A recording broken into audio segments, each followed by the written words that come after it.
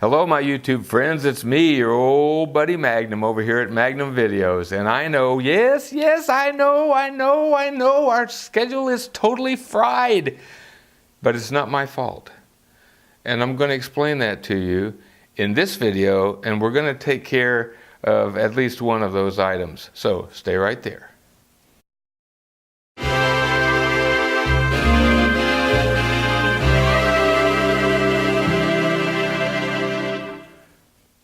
Okay, I blame the whole thing on God.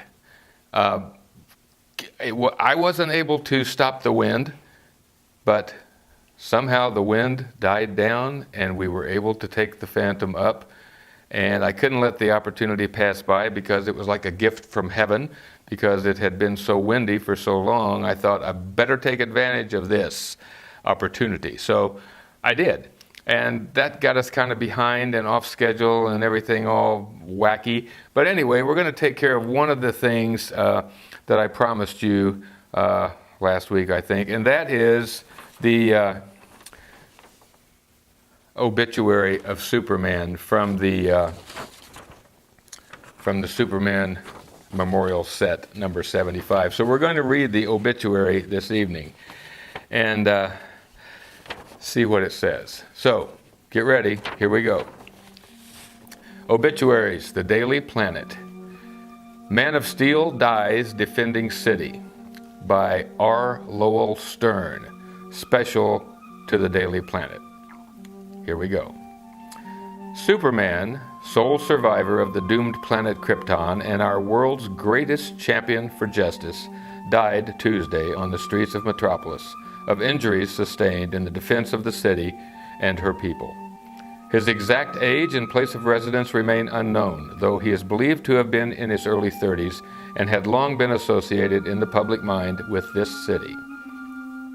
A hero to the end, he died defending Metropolis from the monster known as Doomsday, finally slaying that creature with his last ounce of strength.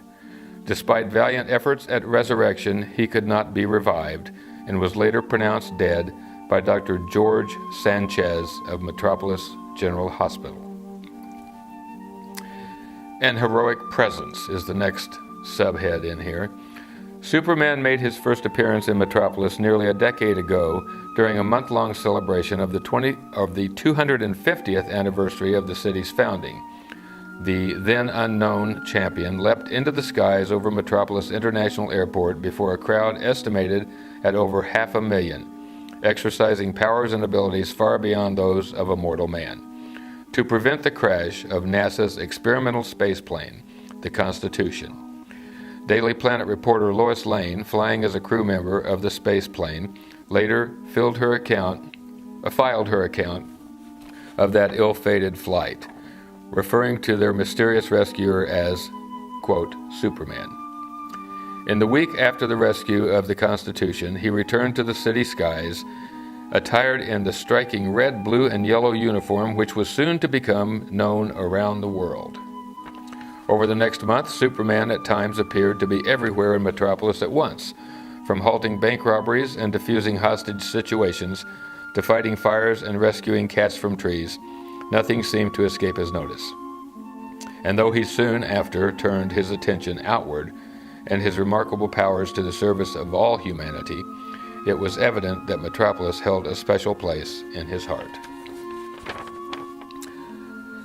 Excuse me. The next subhead is the first of many.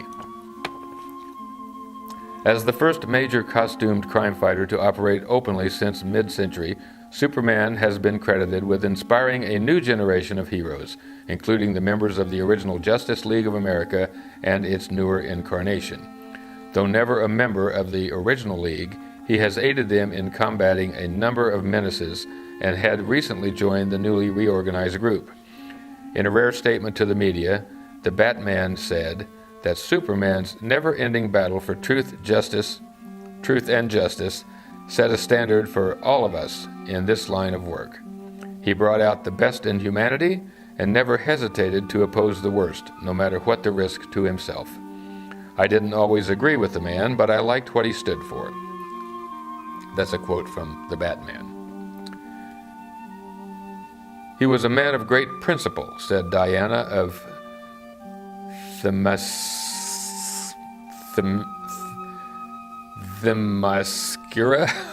I don't know what that is.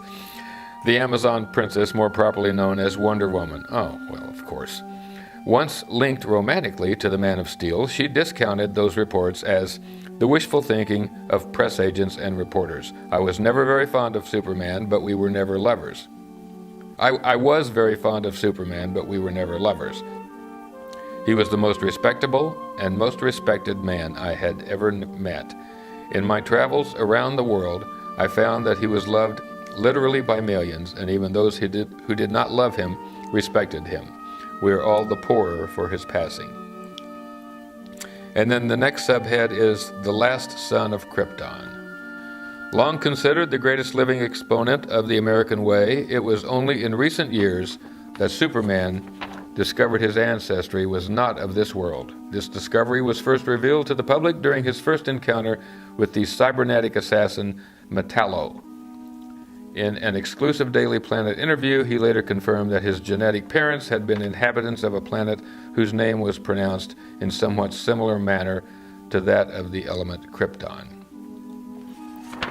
According to Superman, the world of Krypton once orbited a star approximately 50 light years from Earth. There, he explained, he had been conceived and placed within a birthing matrix, a kind of artificial womb.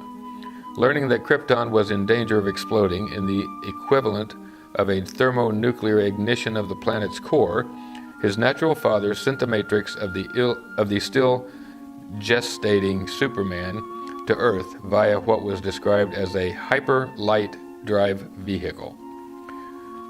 And this is a quote. By sending me away from Krypton, explained Superman, his father had saved his life and given him the gift of humanity. Though he never commented on his upbringing, for the record, there can be little doubt that Superman was born and raised as an American in the best sense of the word. And then the last subhead is a legend in his own time. Although he never hid his face behind a mask, as did so many of his contemporaries, little is known about the private life of Superman. Many thought of this most public of heroes as an external champion, as an eternal champion. But in fact, and then it says continued on page A4, column 1, which we don't have. So there's more to the story that we don't know, and we will probably never learn unless we can get a copy of the Daily Planet on that Tuesday. So that takes care of the Superman obituary, and that brings us up a little closer to being current in our schedule. So I think that's it for now. This has gone on for quite some time, and I will be back with you in the very near future. Also, keep nominating your favorite YouTube channel from January for the Magnum Star Award, because that's still going to happen. And I think that's it for now. So until I speak with you again, and even after that, you stay focused.